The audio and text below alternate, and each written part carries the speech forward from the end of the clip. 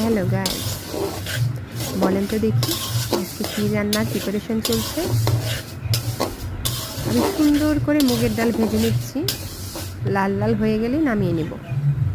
আর এক পাশে আমি দুধের ভিতর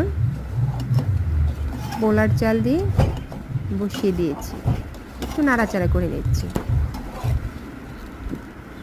এরপর আমি চলে যাব ডালটা লাল লাল করে ভাজা হয়েছে কিনা সেটা। হ্যাঁ, হয়ে গিয়েছে। এখন আমি নামিয়ে নেব। ডালটা সুন্দর লাল লাল ভাজা হয়ে গেছে। আমি মাঝখানে সয়াবিন আর আলু লাল লাল করে ভেজে নিয়েছি। ভিডিও করতে ভুলে গিয়েছি, তাই দেখাতে পারিনি।